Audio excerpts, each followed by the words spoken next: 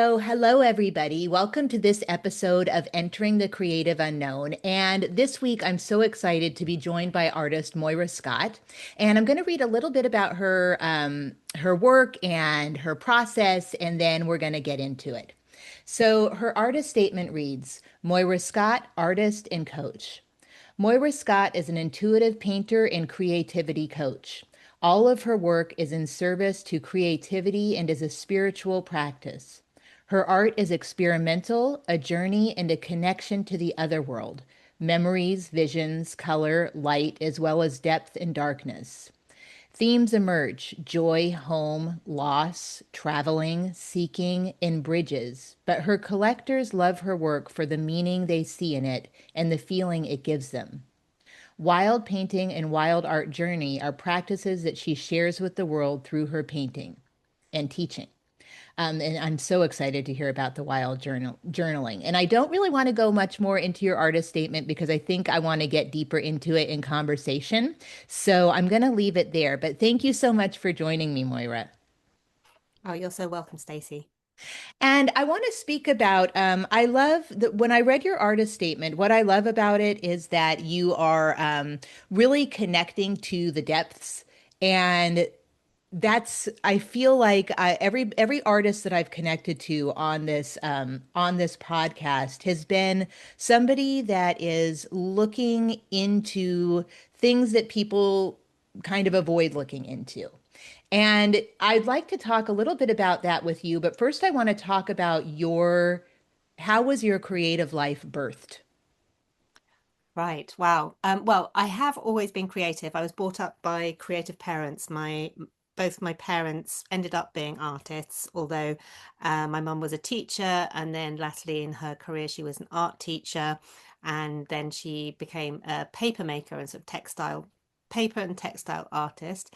And my dad was an architect, which, I think an architect is one of those kind of vocational things. He was just an architect through and through, but he used to sketch and go out, mostly buildings, because that's what he liked to draw. But Yeah. I used to go as a child, I used to go and sit with him and sketch as well. And my mum, being, interested in the arts and a teacher, was always kind of bringing home some new thing to try. I guess I was receptive to it. So I learned to sew, I learned to knit, to crochet as a child. In the summer, as it was older, I remember I spent one whole summer making paper theatres, which I'm still a little bit obsessed by, Yeah. actually, out of a cardboard box with the audience in it, like with scenery flats, all made out of paper and with paper Amazing. puppets. So I was really, really into that. So I've already always had this sort of creative side to me. And I got up to art A level, which is like 18, still at school, but high school, I think, or I think that's what it's called in America. So up to 18, I did that. But at that point, I got the grades basically to go to university, and that meant I could leave home, which I was very keen on doing at the time. I grew up in the countryside, which was lovely when you're a kid. When you're 18, it was, I just wanted to go where all the young people were. So Yeah. I went to university. Studied English and French. I went to Paris. I did a lot of sketching in Paris. And so sketching was my main thing that I did. This is kind of quite a long time ago now, so we didn't have the distraction of phones. I just carried a sketchbook with me, and I didn't really know anyone, so I just drew, and Paris is very receptive to that. It's a very creative place, and people don't really go, oh, what are you doing? What's that? Oh, they just leave you to it, which is Yeah. really quite nice. So Yeah. that's what I did. And yeah, I finished university. I got a career in film and television, and I was a production coordinator, and I became an archive producer, which is actually all the archive footage you might see in documentaries. So I was doing that, which I really enjoyed. But I missed out something. That doesn't matter. But with regard to painting and what I'm doing now, that actually started after I became a mother, because film and television is not child friendly, or it's not mother friendly. Let's put it like that. Yeah. It's kind of Yeah. thing like, transmission date, there's lots of deadlines. You kind of, it's really interesting, but it's, it takes priority. And Yeah. obviously I had a different priority. So I kind of was a little bit sort of adrift. And I think motherhood can make you feel like that anyway. It's like everything changes and everything goes up in the air, and it wasn't sure where it was landing. And in this time, it was right at the beginning of blogs and Facebook. So it was right back then. So about 2012-ish. I was discovering that there was these things called art retreats, and I found myself dreaming of painting. I have a really distinct memory of this dream, painting like a massive canvas, like the size of a wall, with just abstract, like kind of square shapes, actually, just these big shapes on this canvas. And it was quite visceral, and I started to kind of want to paint, and I discovered there was these things called art retreats. So I was following this, on the blogs, on the internet, and there was an art retreat called Squam, which I just really wanted to go to, and I wanted to go so much I got a brochure like sent over from America. It cost me about 25 quid. I couldn't go anywhere because I had a baby and I didn't have it, and I wasn't working, so I didn't have any money. But I was really dreaming about going on an art retreat. I got this brochure. Oh, I should have had it in front of me. I got this brochure and I opened it, and there was a woman in there painting this kind of, like really stretched out Right, on right. a Like a big side, like your canvas. dream. Yeah, like it was like, oh, I want to paint like her. That's it. I want to paint like her. And it was, that all the retreats are in America. She was American. It was like, well, but I cut out a picture and I put it on my vision board. This is what I want to do. And that year I discovered that she was coming to Yorkshire, which is in the UK, in England even, to come and do an art retreat. I was like, well, I have to go. And so I paid the deposit, even though I didn't really have the money.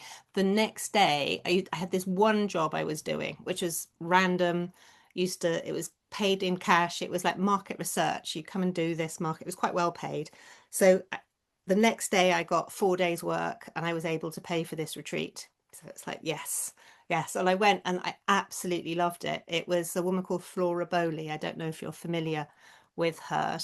No, but we'll reference her in the notes. Yeah, no, she's quite famous now. I think she was quite famous then, but she's got several books. And she has this way of painting that she introduced me to, which is this idea of painting in layers and not knowing where you're going. And like prior to this, my work was sketching. So I'm looking at something in front of me, and like there's this meditative state when you're doing Yeah. that. You're kind of in Yeah. there, you're kind of like connecting with what you're looking at, but it's what you're looking at and your hand sort of connected. And this was just paint in layers, and then sort of like cloud watching.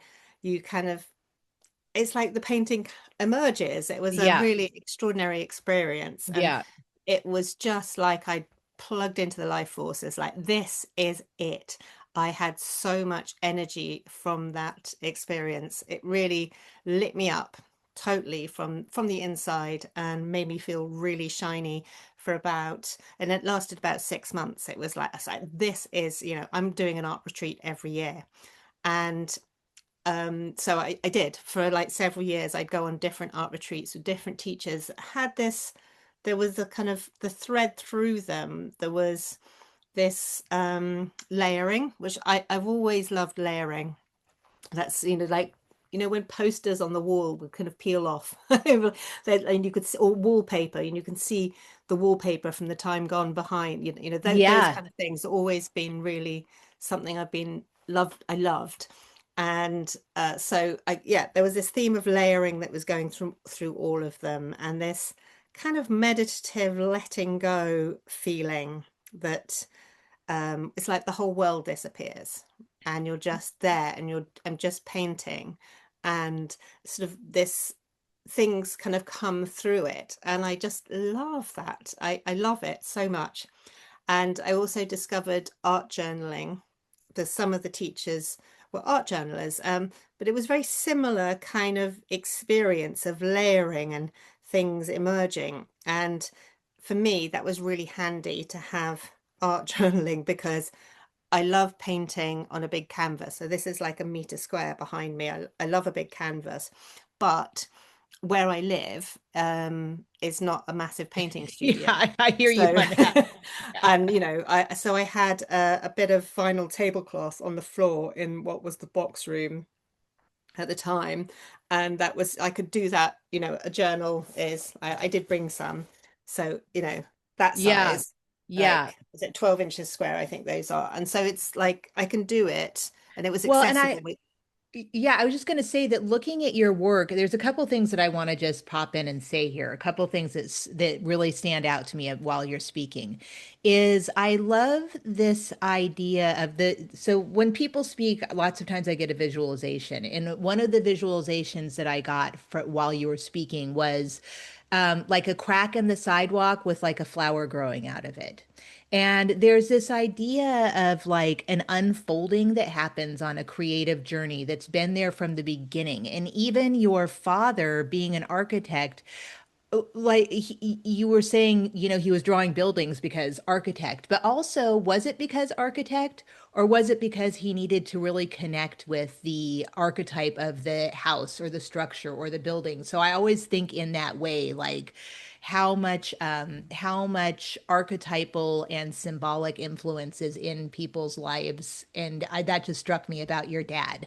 Yeah, But do you know? go Sorry, ahead. I'm Yeah. just going to interrupt because with my paintings, there are little symbols that I kind of return to quite a lot, but I don't know if you can see that on the background there. It's Yeah, and like I'm going to put that drawing up, that painting up, actually. Let's see. so it's got a little house on it, like a little building, and Yeah. it does mean there's two things that mean home on there. One's that little building. So yeah, I can sort of point to it. So there's a little house there. There's two, in fact, and there's well, dwellings. Yeah, absolutely. There's also a mug which is floating above it because, of course, mugs float above buildings. But so a mug is kind of comfort. And then there's the bird. There's often a bird in my paintings, and you can see at the bottom there's a bridge as well. I love that shape.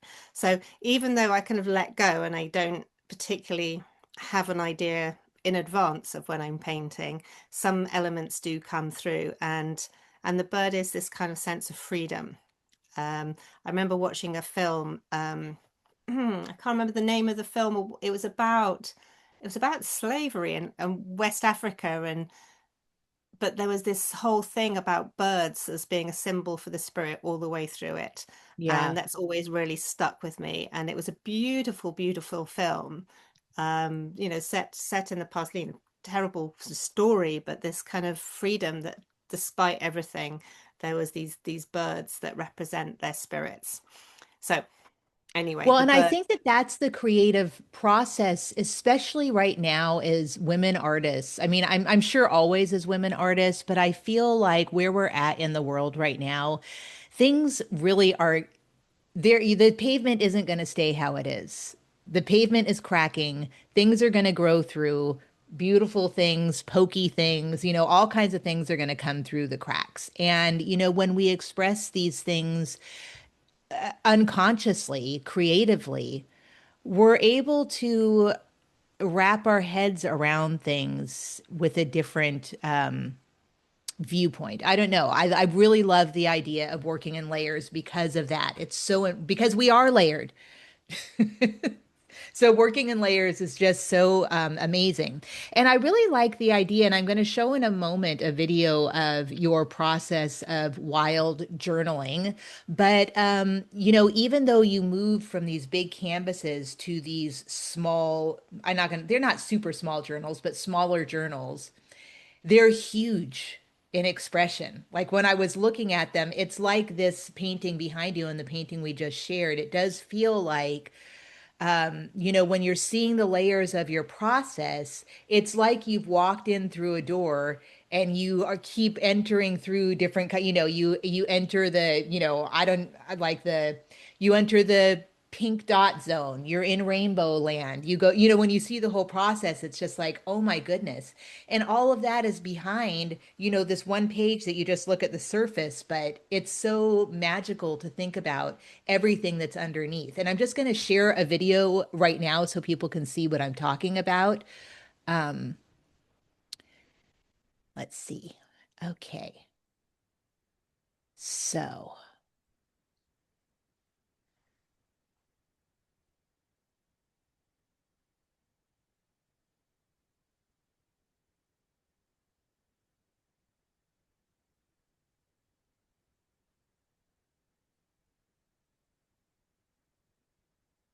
Obviously speeded up. yeah. I mean, you work fast. Yeah.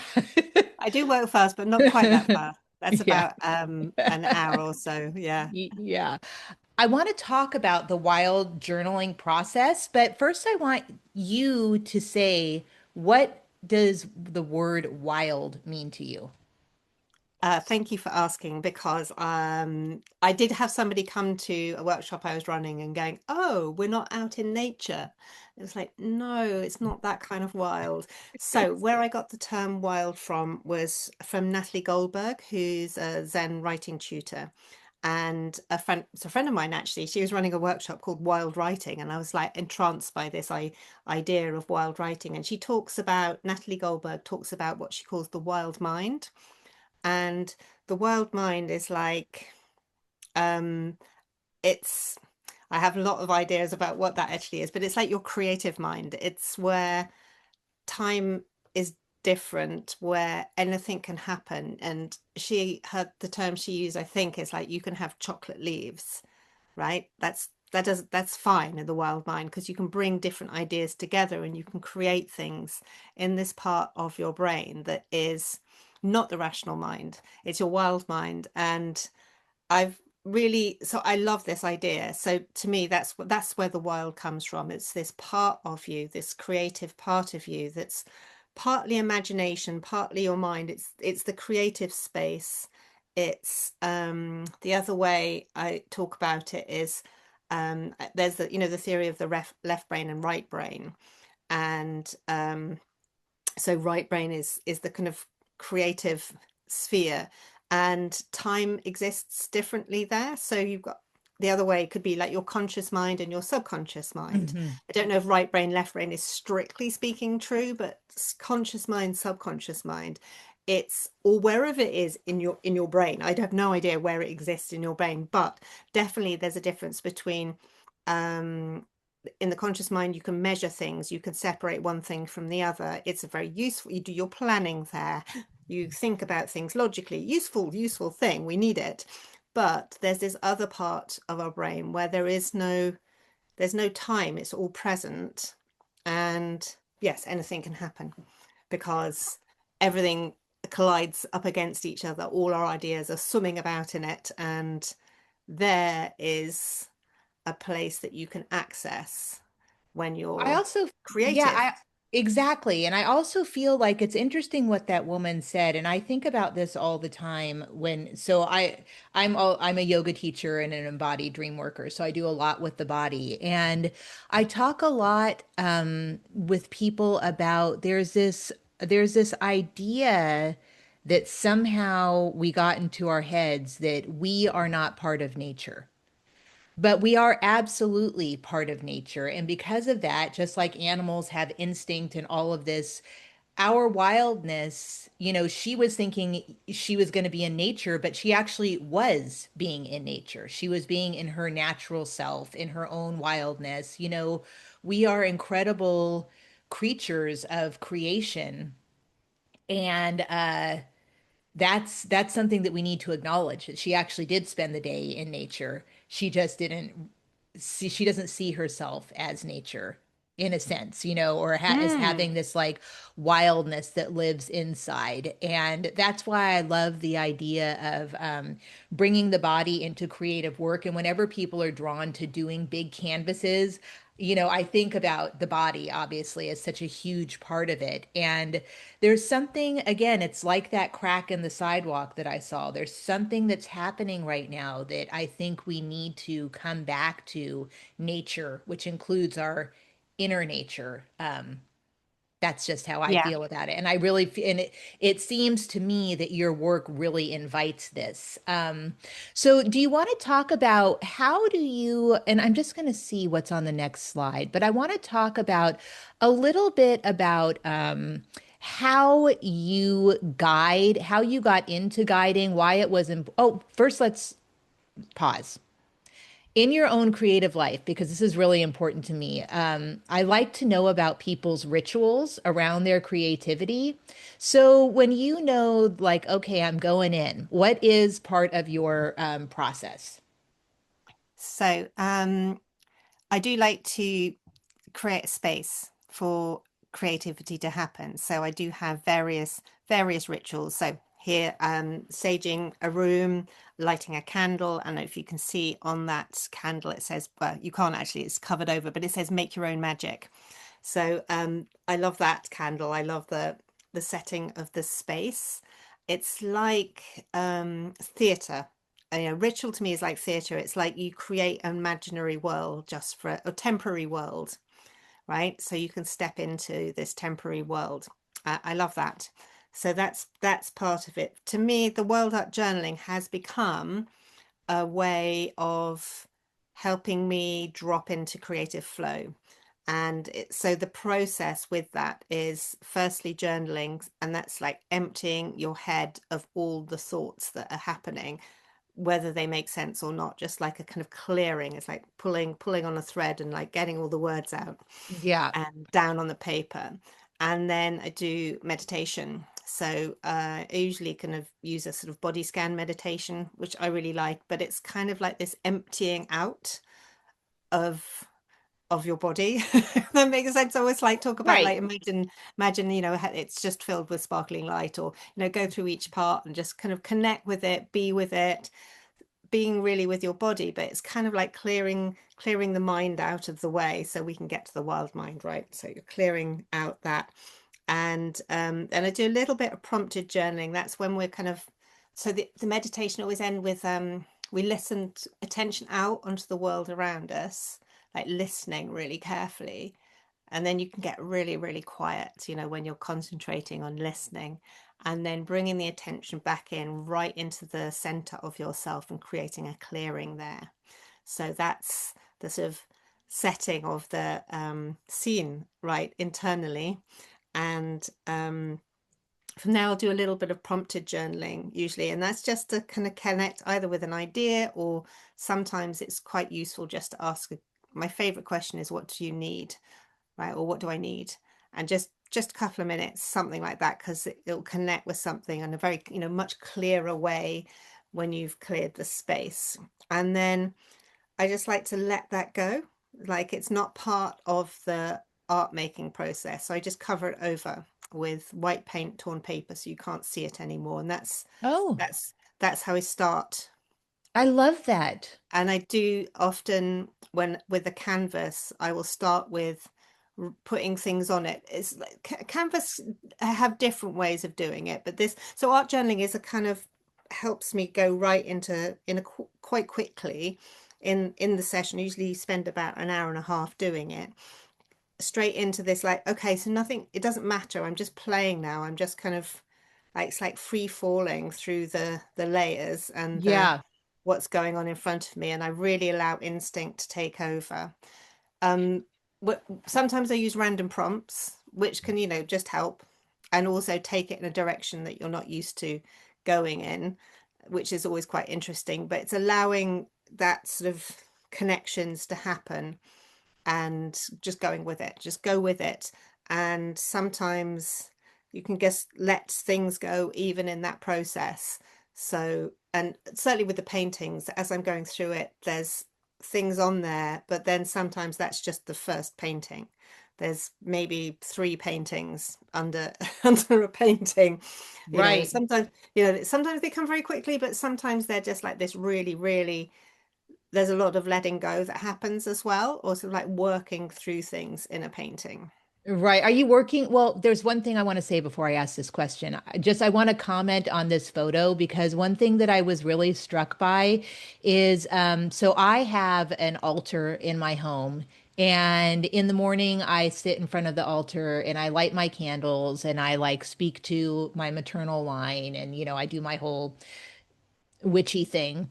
And I was just commenting the other day about how It's so important to me to light everything with matches and not use a lighter.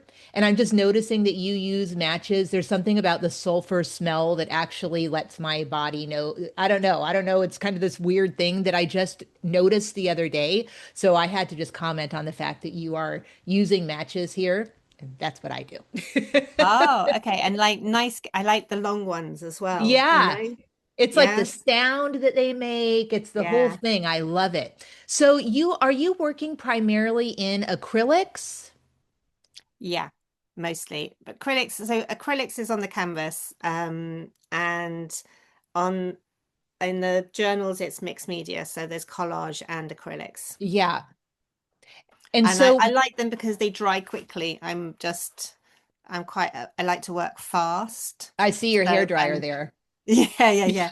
So you know, with yeah, like the layers, I like them to dry quite quickly so I can just move through it. So Are, yeah. are you making markings in your layers at all? Yeah, yeah, there's often, I mean, especially with the painting, because the journaling's kind of almost like I say, it's about an hour and a half. It's a kind of loosening up kind of thing. It's like a check-in. It's like a yoga session, right? I Right, do it a little bit like that. It's like as a right. practice. Whereas the painting is lots of mark making. I love mark making, Yeah. just playing, Yeah. playing in that sort of space there. And um so and yeah, seeing what happens. So there's like building up of things, lots and lots of mark making, and then it's too crowded, so you take some things away, and sometimes turn the canvas around, let go of big bits of it.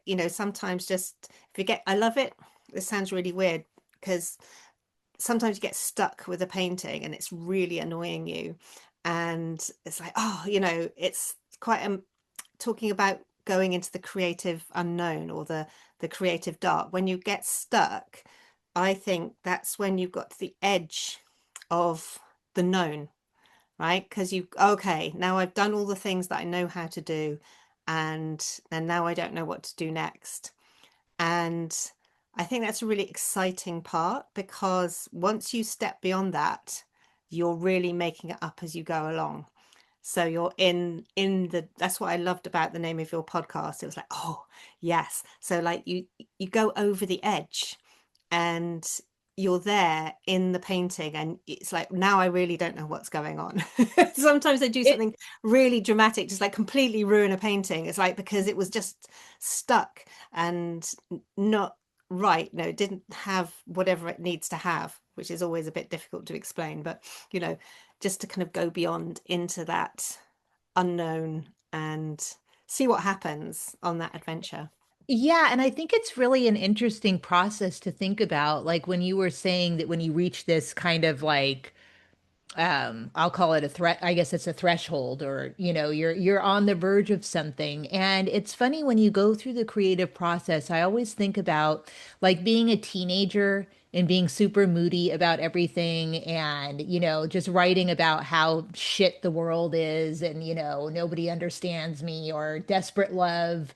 But you reach a point where you go into the depths of that, and then that's actually kind of the easy part. The easy, not easy, but you have a lot of material that's like right there to go with. But then what happens when you reach this point of like nothing is obviously coming, but the unconscious and the creative world, it's infinite. How do we access it? And I really like this idea of the process that you're speaking about on, just going for it and seeing how you live in this space of unknown. It's really a powerful thing. And the creativity makes the world just makes everything so infinite, and because it is infinite, and I just love that we're meeting one another there. You know, it's really nice. So let's just talk a little bit about this piece. Oh, this is my favorite one. I'm so glad well, I sent it to you, but it's my latest I painting. I would have love it. selected it because it's Yeah. wonderful. Um, so this painting was an entirely different painting, and you can sort of see the other painting, which was the other way up. I don't know if you can see just inside the kind of white rainbow, or whatever you want to call it. There's a little figure the other way, going sideways. So the painting was the other way up Oh, to the okay. left. I don't know if you can see. It's kind of like a, maybe you can't even recognize it. It's like a little grey blob here. Anyway, it was a Okay. different painting. It was the other way up. It wasn't Okay. working. It existed for quite a while, and I was like, no, it's got to go. And in this painting, I was grappling with something that had really been bugging me for about a year. So I'd been wronged by somebody, right? And I was unable to shake it. I was feeling very stuck with it, I guess. And so I thought, right, that's it. I'm going to paint it. And so this person that had, betrayed me or wronged me, I put them on the canvas, and then I completely obliterated them, and not them really, but like something that represented them, Yeah. and then I obliterated it, and then I was like, no, because I can't. I wanted to completely just disappear them from my life, right? Just they wouldn't exist, but of course they do, and they did, and the point was they weren't really going to go. So I was like, okay, that's not going to work. I've got to incorporate it somehow. So I put them on, I obliterated them, but then I wiped the paint off where they were, and then it was like, okay, now we're getting somewhere. It was a Yeah. really, really interesting process. And I mean, the whole thing kind of came sort of through. I was talking to some friends about, and I don't really know where it came from, but wearing a giant, like dressing up as a giant white rabbit. Uh-huh. And we were laughing about it, but it was like, actually, no, that really means a lot to me. And I was like, actually, this idea of having a whole exhibition and like being dressing up as a giant white rabbit, and then sort of like afterwards, it's this figure. Oh, I read this whole book and I can't remember the name, but there's no Norse mythical creature like the giant rabbit, Okay. and there's a film of with something, the giant invisible rabbit. I can't remember the names of it. It's not very Oh yeah, helpful, like is it? Donnie Darko or something There's like Donnie that. Darko, but there's another one which is like in 1940s Oh one where yeah, this yeah, man Harvey. Harvey. Harvey, yeah. Yeah. And so it was like, wow, this is kind of, there is something with this kind of like figure. And so anyways, the whole painting, just then, it kind of felt like it was set free, and off it went, and it came out in this direction. And right at the end, I put in the, person dressed up as a rabbit. And so to me, it's kind of like, triumph over the difficult emotions, you know? And this why there's quite a lot of dark. It's looks quite grey. It's actually a very dark green, the color in there, but it's got this real depth to it, as well as a kind of a sort of kind of rainbow bridge thing, and this lovely Yeah. pink flower as well, but this kind of slightly mournful looking rabbit.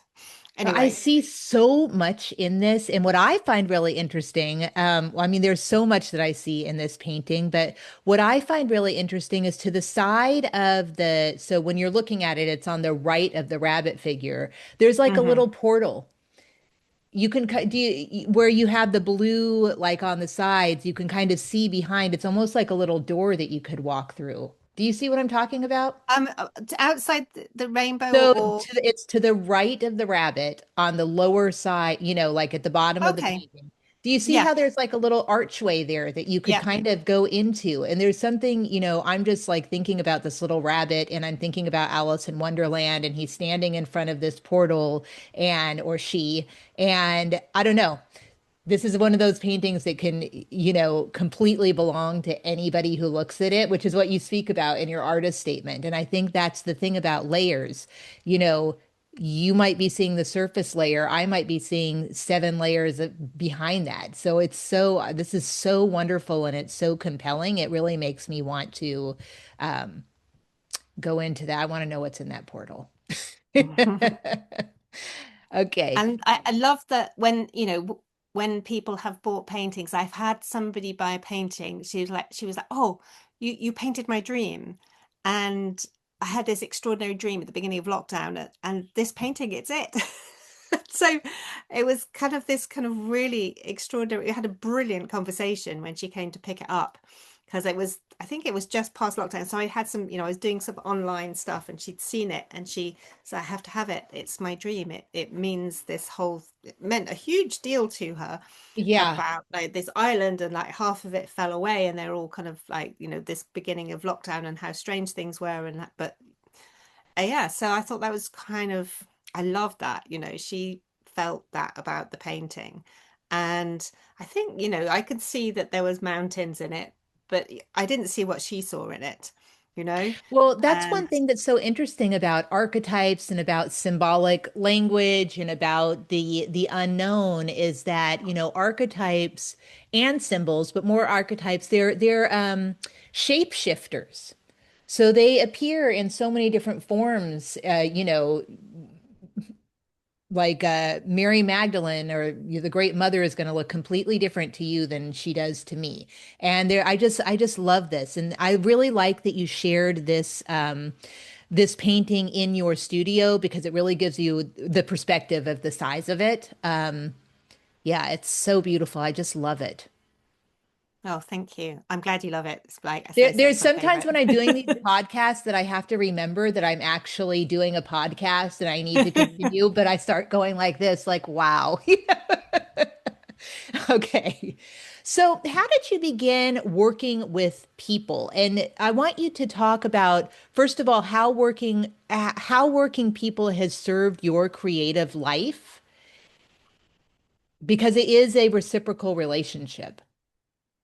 Yeah, I really, really enjoy it. It started off, so I got so much from the art retreats I went on.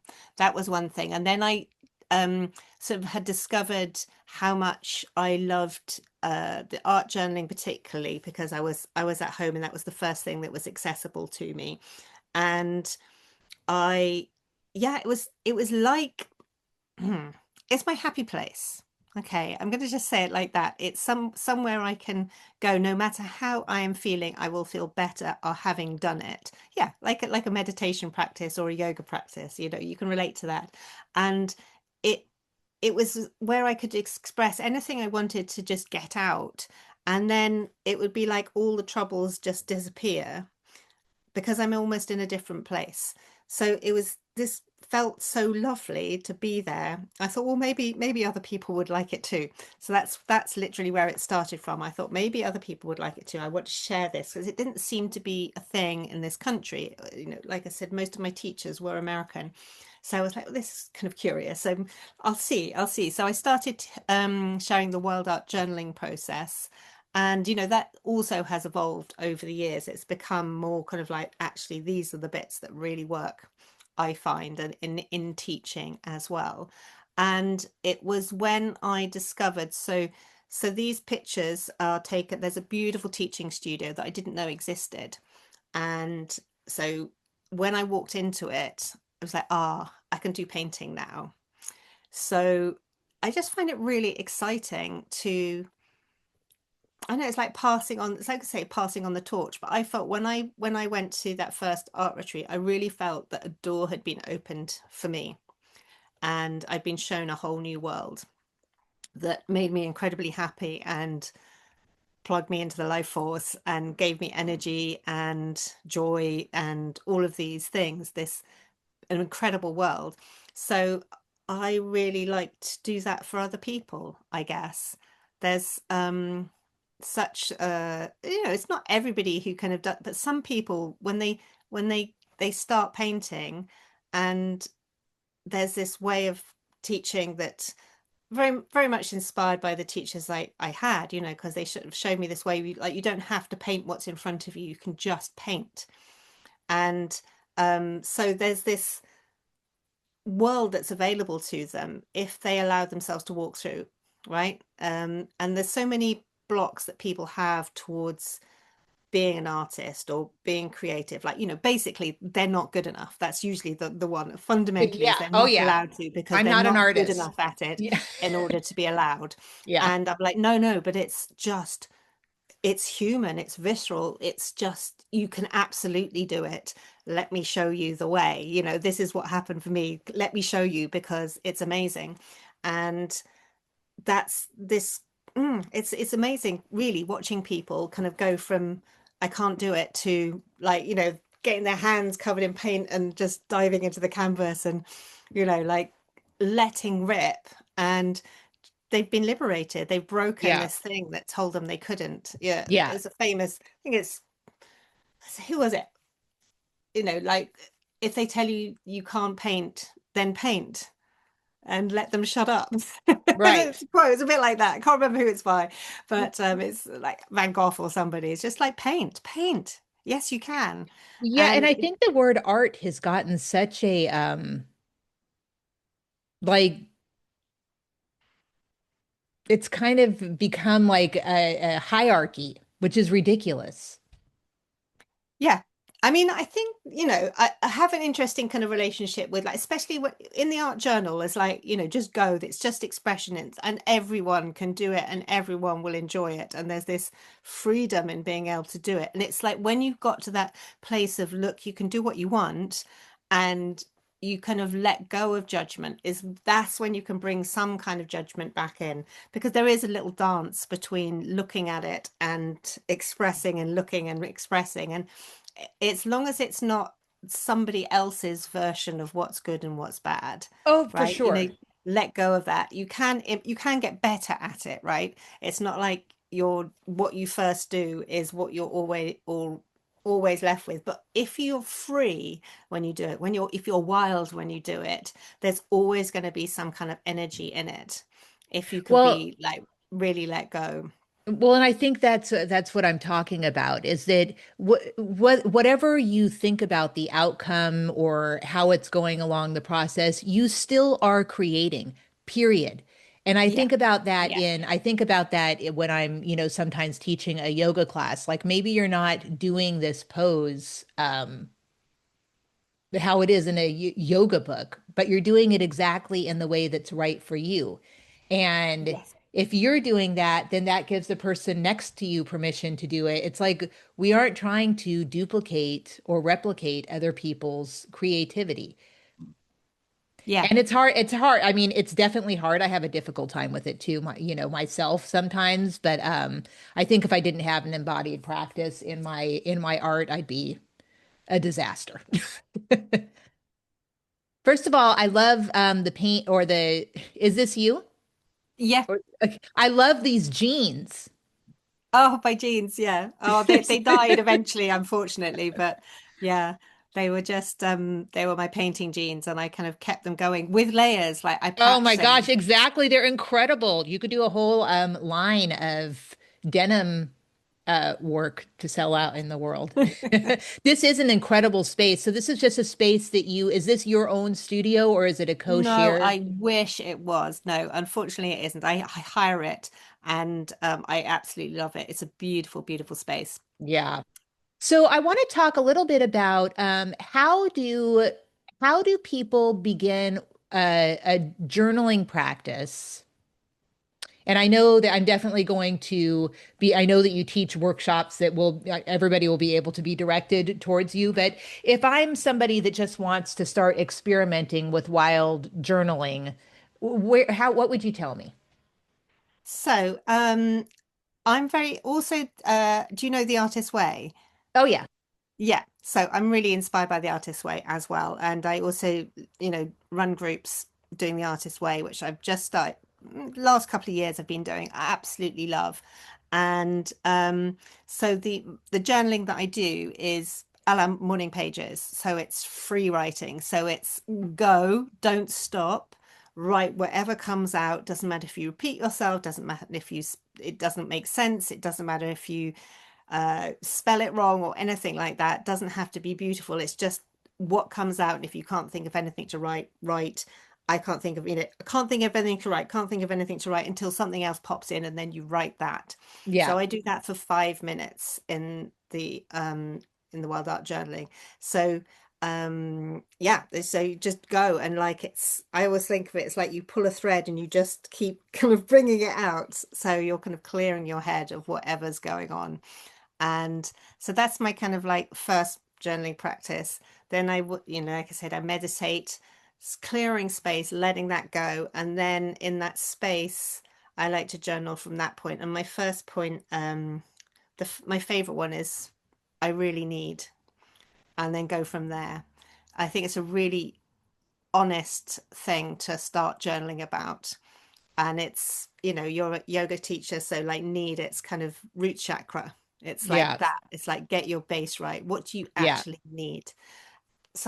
I've got a coaching practice called Clear Ideas, which is, it's not particularly, the person who invented it is not particularly linked to the chakras, but it does really fit, of course. So, so it's like there's a need, want, demand, love, wish for, dream of, live for. So it's got like 7 kind of layers of like prompts that you can go with, and they get more and more.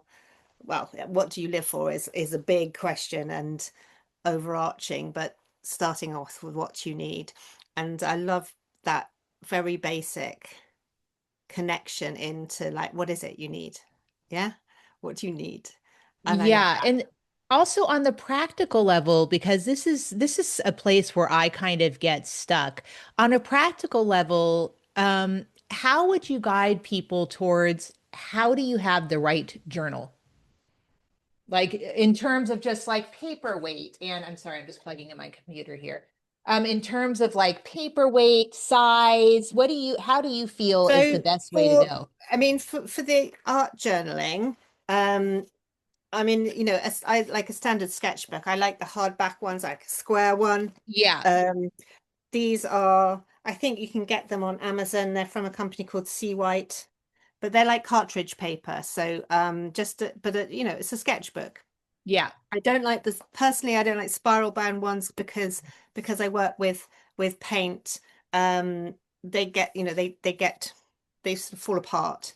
So I like quite a sturdy one. I mean, even Can then you they just still. show the binder, what do you call it? The outer edge of the book. Okay, that one has fallen apart. Look. Yeah, Um, yeah, yeah.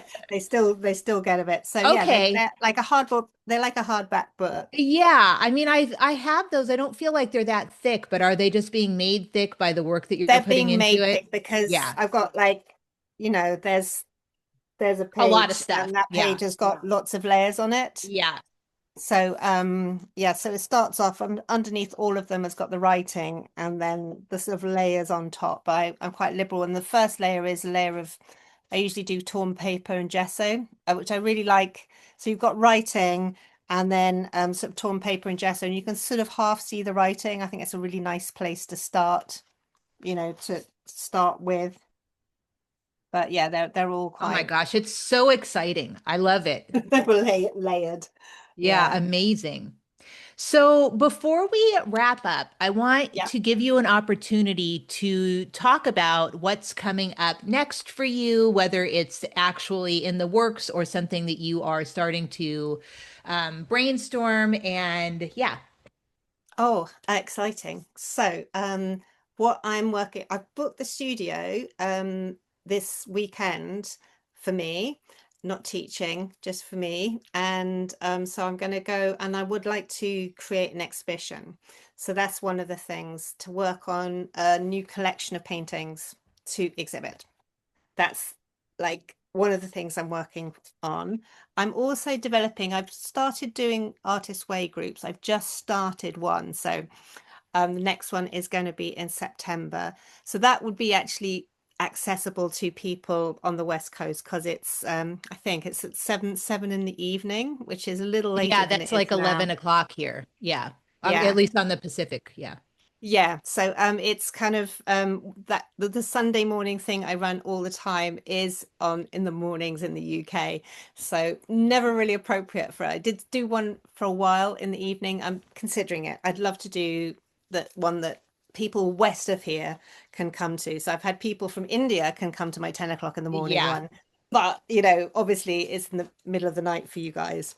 So what I'd like to do is I suppose the dream is to combine as well as the exhibition, because it's wonderful to say, if you make a painting and somebody buys it, it's always such an interesting connection and such an interesting conversation. And also, it's just the most delightful thing. I don't know what it's like. It's such a beautiful affirmation, I suppose, Yeah. and, of like somebody relates to what I've just done. Yeah, Yeah, they get it. incredible. I Yeah. love that. Yeah. Um, but um, but the other thing I really love, I love doing the Artist Way groups. I love the art journaling process. And I've got some other workshops that I've done which are around sort of identity. So I had one, it's called Be Your Own Icon, which is working in layers, but sort of bringing in coaching elements to like, what are you wanting to let go of and what are you calling in? And then putting yourself into the picture and creating this piece that represents you in all your glory, right? So you put an Yeah. actual photograph in it, and but using art journaling techniques. So I've got that one and two. I'm rambling slightly because I'm making it You're up as I not. go Go ahead. along.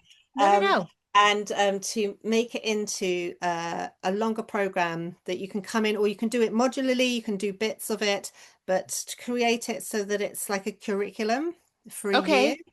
so like Yeah. over a year, and you can learn the techniques that I've got. You could also have coaching in it, do the artist way in it, and it to be this like art school for creative spiritual artists to kind of come in and leave being able to shift their identity in some way that they need to, or to step into that identity of being an artist, Yeah. because that's a kind of tricky thing and it was a tricky thing for me, to be fair. I loved painting, but it took quite a few number of years for me to be able to just even say it out loud, I'm an Yeah. artist. Yeah. It was Yeah. quite like, can I really, Yeah. Can I claim that? yeah, Well, yeah. I'm so very grateful for this conversation. I've learned so much, and more than learning so much, I feel inspired and like a little spark inside that wants to kind of float out and explore. So I'm really looking forward to seeing your schedule and knowing that it's something that can be accessible to me and to the people that watch this podcast. And I'll be sharing all of Moyra's information, including the references that she made during this discussion. And I'm just so grateful that you joined me today. Oh, thank you, Stacey. It's been a wonderful connection.